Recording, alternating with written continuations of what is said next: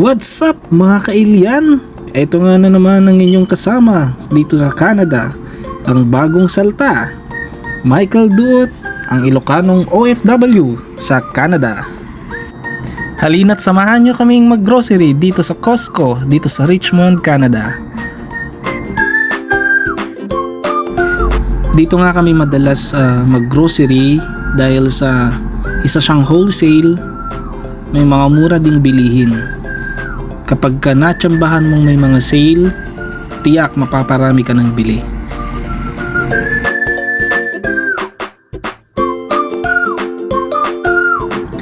Yan nga pala ang napakagandang kong tita na lagi kong kasama mag-grocery. Matagal na siya dito sa Canada at ibinuhos niya na ang kanyang buhay para magtrabaho at makatulong sa pamilya. Salute sa'yo, aking tita.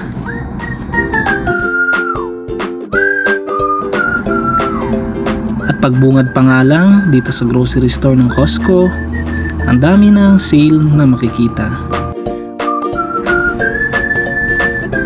Oops, sorry naman tita, di ko nakita.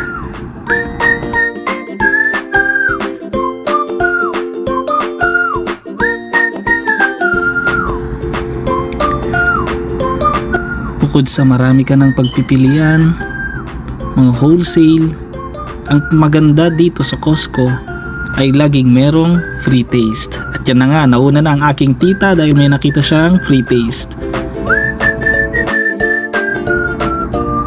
Tada! Yan na ang free taste. Ang sarap naman. Dito laging may free taste at hindi kayo magsasawa kumuha, pila lang ng pila. Ayan, may nakita na naman siya. Isang energy drink, di ba? Hindi ka pa nakaka-start mag-grocery, busog ka na. Saan ka pa? Sa Costco ka na.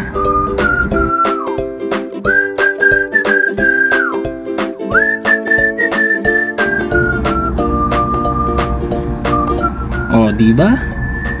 Sarap. Kain po, mga kailian. Yum. Ganyan lang ang buhay dito sa Canada. Sakripisyo lang para sa pamilya. Ganyan natin kamahal ang ating pamilya. Gagawin natin ang lahat para sa kanila.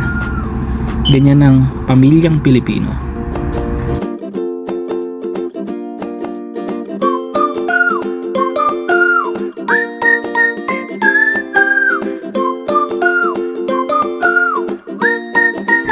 Anyways, tuloy tayo sa pag-grocery at may nakita nga ako ditong naka-sale na medyas dahil sa konti lang ang medyas na dala ko. Kumuha ko ng isang bundle dahil dati siyang $16, ngayon naging $12 na lang. At marami yan masyado, kaya yung kalahati pwede nating ilagay sa balikbayan box para sa mga minamahal natin sa Pilipinas. At wala na nga kaming sabon, kaya ito, nagtitingin ng sabon ang aking tita. Dating $9.99, ngayon ay naging $7.69 na lang siya, kaya kumuha kami ng aming supply.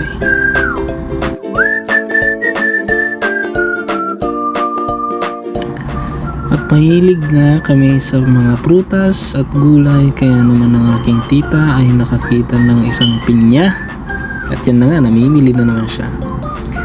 Share ko lang mga kaigan, mga kailyan, kapag nag-grocery kami ng tita ko, umaabot kami minsan ng halos 1 oras, 2 oras dahil ang aking tita ay napakatinik na magtingin kapag nag-grocery, isa-isa.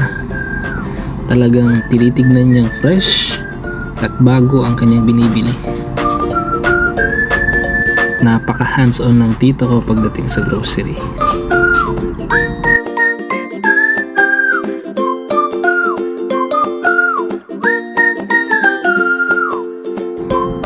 At yan nga mga kailyan, may nakita kami ditong beef bulgogi na pwedeng baun-baunin ko sa pang-araw-araw sa pagtatrabaho.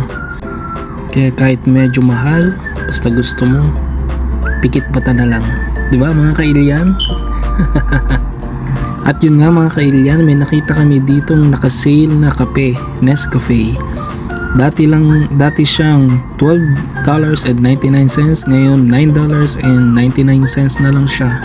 Kaya nakasave kami ng $3, kaya kumuha na kami ng 4. Bali yung iba dyan, ipapadala natin sa Balikbayan Box para sa ating mga minamahal na pamilya sa Pilipinas.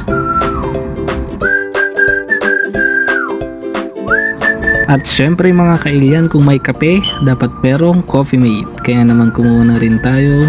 Sa kasamaang palad, hindi pa siya sale pero kumuha lang muna tayo ng isa para sa bahay, at kapag nag-sale, kukuha tayo ng pwede nating ipadala sa Balikbayan Box.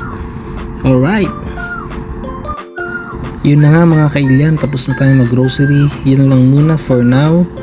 At kung may mga sale pa sa mga magdadaang araw, babalik ulit tayo dito sa Costco para bumili. At ang total nga ng ating na-grocery ngayong araw ay nasa $115. Maraming salamat ulit mga kailian sa panunood. Maraming salamat. Bye!